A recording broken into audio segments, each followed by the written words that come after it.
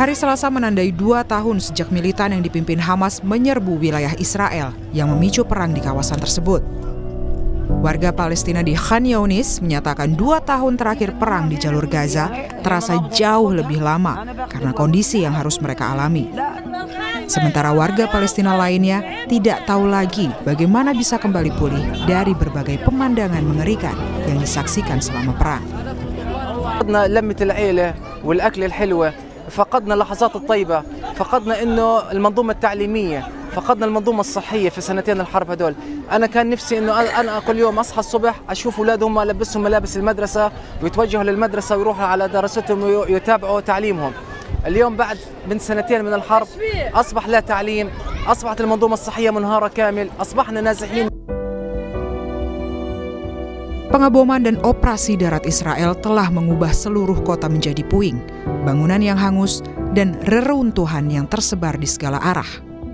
Perang ini dimulai ketika serangan yang dipimpin Hamas di Israel pada 7 Oktober 2023 lalu menewaskan 1.200 orang dan menculik 251 orang lainnya.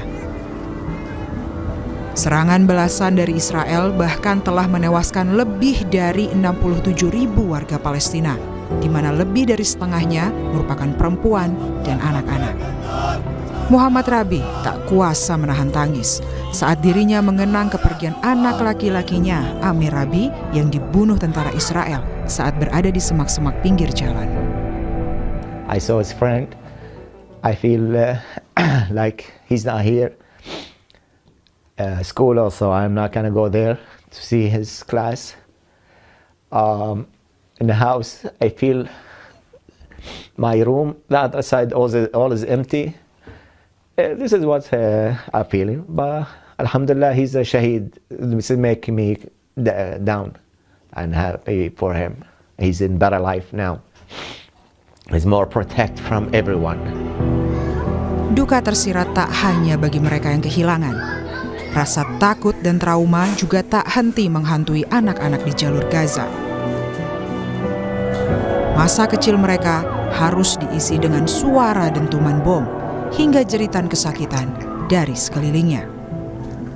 البنت يعني عاشت من أول يوم لحتى الآن في حروب، أكيد تغير، يعني صارت أول ما تشوف الطيارة أو تسمع الطيارة خلاص إن هذه الطيارة بدها تقصف، هذه الطيارة بدها ترمي، هذه الطيارة مثلا يعني البنت مش زي مثلا الأطفال بيلعبوا هيك، صاروا خلاص أول ما يسمع صوت الطيارة يشردوا يتخبوا في حضورنا. أكيد هذا السلوك غير شخصيتها وغير حياتها، يعني مش حتنساه مثلا بيوم وليلة، حيضلوا بذاكرتها يعني مدى الحياة. 2 tahun telah berlalu sejak langit Gaza pertama kali diselimuti asap dan deru pesawat tempur. Anak-anak tumbuh tanpa tawa, sekolah menjadi puing, dan rumah hanyalah kenangan yang terkubur di balik reruntuhan. Pertanyaan besar kini menggantung di langit yang gelap. Berapa banyak nyawa lagi yang harus hilang sebelum kata damai tercapai? Tim Liputan, Kompas TV.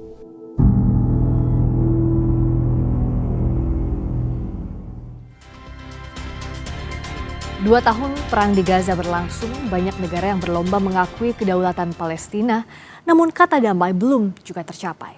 Untuk membahasnya, kita sudah terhubung melalui sambungan Zoom dengan Marissa Noriti sebagai relawan Mercy dan Wahid Ridwan, pakar hubungan internasional Universitas Paramadina. Selamat malam Mbak Marissa, Pak Wahid. Selamat malam semuanya, Mbak Friska, Mbak Marissa. Selamat malam. Saya ke Mbak Marissa. Ini kan sudah 2 tahun ya setelah Israel menyerang ke Gaza, konflik juga tidak berkesudahan di sana. Kalau dari sisi medis dan kemanusiaan, bagaimana perkembangannya hari ini? Ya, baik. Tepat hari ini 2 tahun genosida yang dilakukan Israel di Gaza. Kami relawan Mercy yang sampai saat ini masih membersamai dengan program-program medis di Gaza, kami bisa melihat sendiri bagaimana genosida ini berlangsung di Gaza. Dokter kami juga menangani beberapa pasien yang mengalami luka, yang kabar terakhir itu yang saya terima, dokter kita menangani pasien yang benar-benar ditarget. Penembakan akhir-akhir ini itu sering menyasar kepala dan dada, dan itu memang sangat mematikan. Dan kemudian untuk fasilitas kesehatan sendiri kita juga sudah sering melihat bahwa sering terjadi penyerangan terhadap fasilitas kesehatan, dan hingga saat ini Indonesia Hospital sebagai simbol solidaritas kita untuk warga Gaza juga tidak berfungsi saat ini dan mengalami kerusakan yang cukup parah berdasarkan informasi yang kami terima.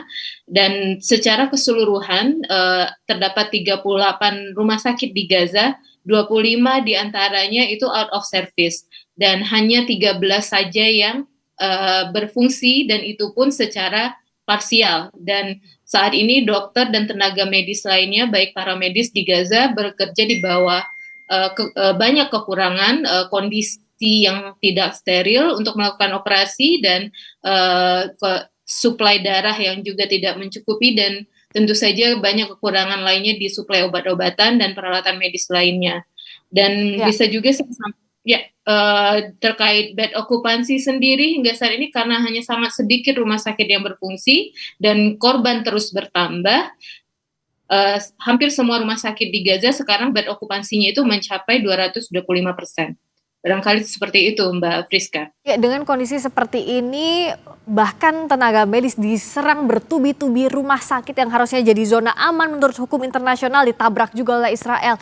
Mas Wahid, Pak Wahid, apa yang sebenarnya bisa dilakukan negara-negara yang sebenarnya kan sudah mengakui kedaulatan Palestina, meskipun baru di depan sidang umum PBB, tapi tampaknya hukum internasional tidak diindahkan di sana. Dengan kondisi seperti ini, apa yang harusnya bisa dilakukan?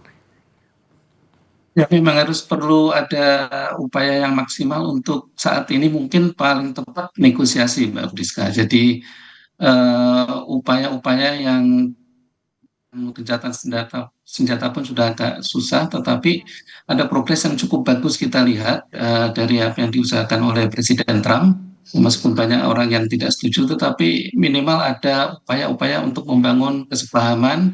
Dan saya kira tawaran yang terakhir ya, jadi perlu kita ingat bahwa Taufan Al-Aqsa ini atau badai Al-Aqsa ini bukan sesuatu yang tiba-tiba ya.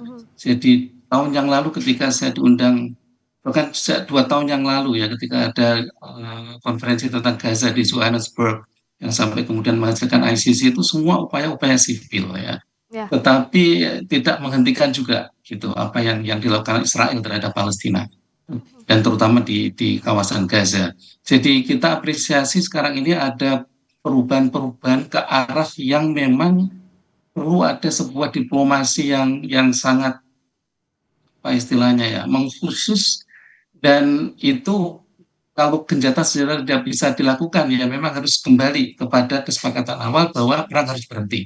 Dan bagaimana caranya? Nah ini insya Allah kalau negosiasi, saya kira Hamas sudah menerima tawaran dari Presiden Trump 20 opsi itu, dan kita lihat nanti, Mbak. Jadi upaya yang dimulai sejak sebelum Trump dilantik 20 Januari tahun ini ya sampai sekarang, saya kira ada upaya yang bagus untuk minimal membangun sebuah kesepahaman untuk Israel ini berhenti untuk tidak menyerang ya, dan Hamas juga memulai bagaimana negosiasi itu bisa dilakukan. Jadi upaya itu yang saya kira bisa menyelamatkan kemanusiaan, Mbak. Ya, jadi negosiasi ini harus betul-betul serius ya, dikawal, jangan sampai di awal saja terus nggak ada hasilnya. Mbak Marisa, dengan proses negosiasi yang saat ini berlangsung, ada perubahan atau tidak di Gaza? Misalnya blokade bantuan medis, apakah sudah masuk sedikit demi sedikit? Ya, baik.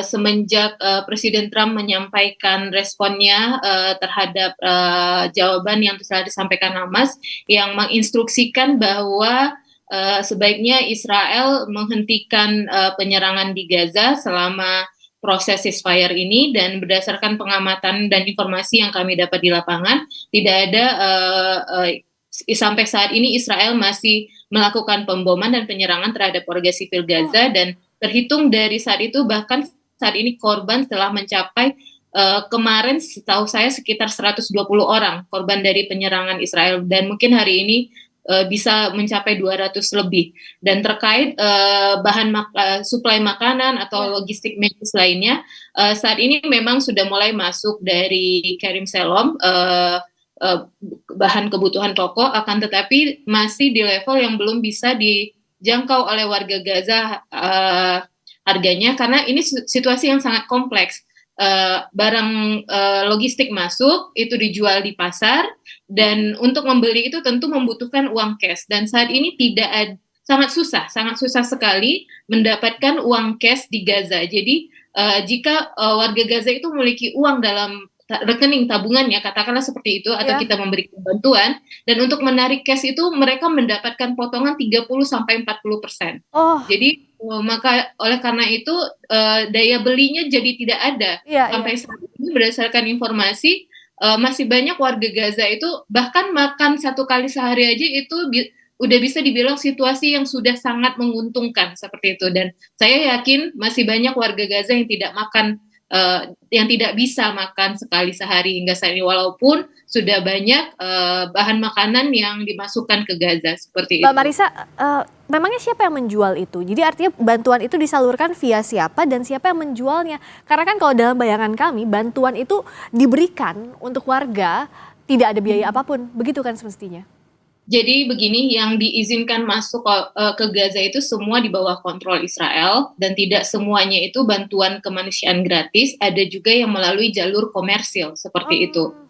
Dan kadang masih juga sering terjadi, kita juga mungkin sudah sering mendengar ada geng yang di-backup oleh Israel yang sering merampok atau mencuri truk-truk kemanusiaan yang masuk ke Gaza, dan itu biasanya setelah dicuri mereka jual lagi di pasar, itu dengan harga yang sangat tinggi seperti itu. Jadi kondisi sekarang memang sangat complicated sekali. Salah satunya solusi yaitu sebenarnya saya yakin untuk bantuan kemanusiaan ini sendiri sebenarnya tidak harus mensyaratkan ceasefire. Seharusnya bantuan kemanusiaan apapun itu kondisinya harus diperbolehkan masuk seperti itu, agar bencana ini tidak berlarut-larut, karena kita juga bisa melihat walaupun sekarang udah ada sumber makanan, tapi warga Gaza yang meninggal karena malnutrisi masih terus terjadi setiap harinya. Sebelumnya warga yang antre bantuan ditembaki, sekarang sudah ada bantuan dijual juga padahal tidak memungkinkan. Pak Wahid, kan pasti kita geram untuk melihat kondisi seperti ini, di mana rasa kemanusiaannya dan tidak ada yang bisa melakukan apa-apa. Negosiasi berjalan, tapi dalam waktu cepat sebenarnya apa yang bisa dilakukan dan siapa yang bisa mengawasi ini? Kita bahas usai jeda di Sapa Indonesia Malam.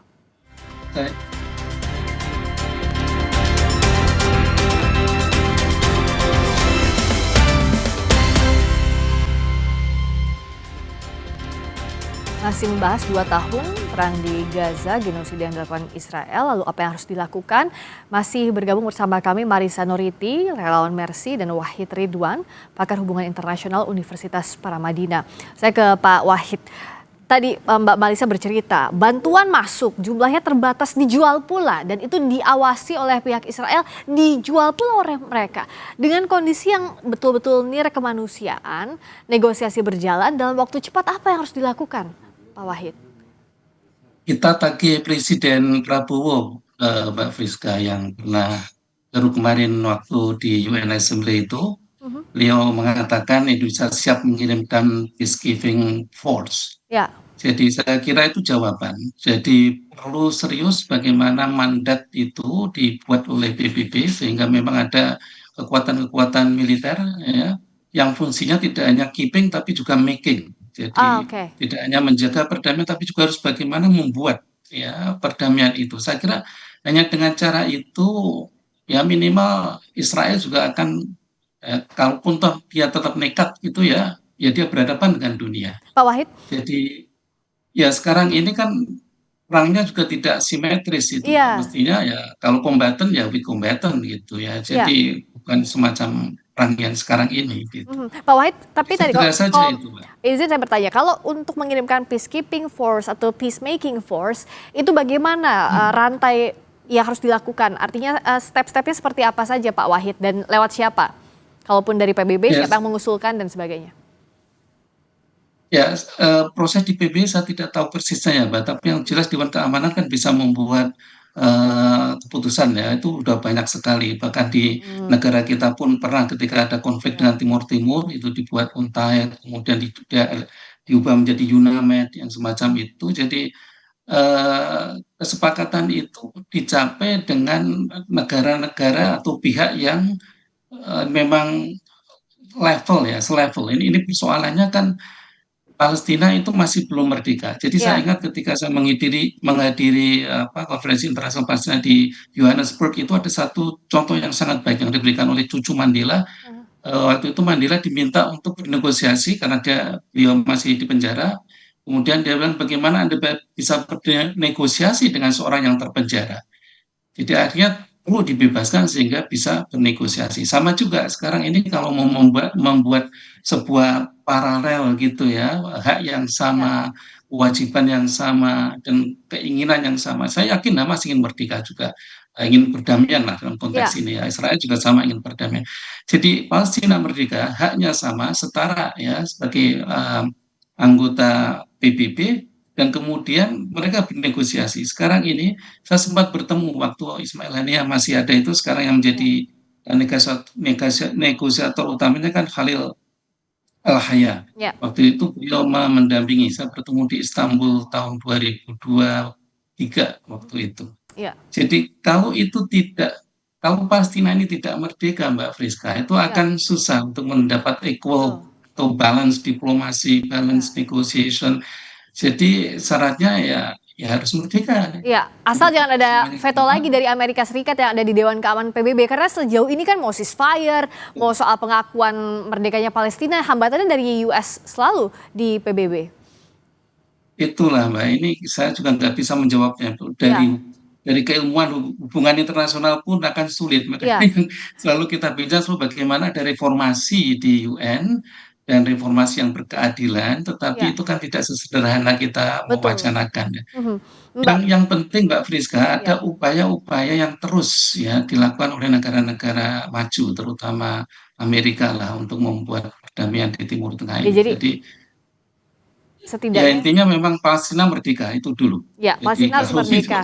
Iya, itu itu dulu. Jadi apa upaya yang dilakukan negara-negara kemarin di PBB harus betul-betul diserisi, harus betul-betul ditindaklanjuti. Mbak Marisa, dari Gaza sebenarnya apa yang bisa dilakukan untuk saling menguatkan relawan di sana, apalagi warga Gaza yang selama 2 tahun ini betul-betul dalam cobaan kemanusiaan, dalam genosida yang sampai tidak tahu kapan bisa hidup, kapan bisa kehilangan nyawa? Ya, memang situasinya sangat sulit sekali di Gaza saat ini.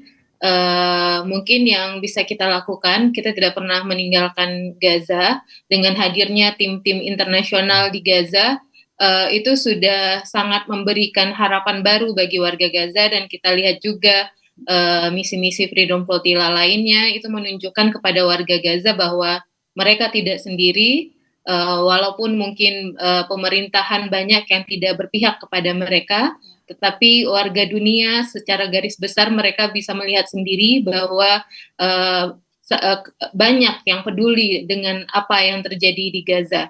Hanya saja mungkin seperti yang disampaikan oleh Bapak Wahid, ini tidak cukup sebatas kepedulian ya Pak ya, harus ada aksi nyatanya yang memastikan kemerdekaan Palestina. Mereka mempunyai hak layaknya kita sebagai warga negara di negara lainnya, seperti itu.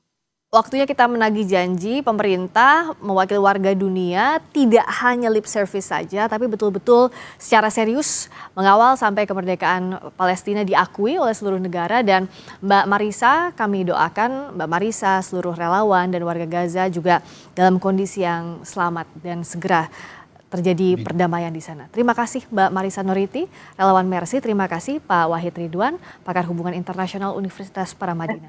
Selamat malam.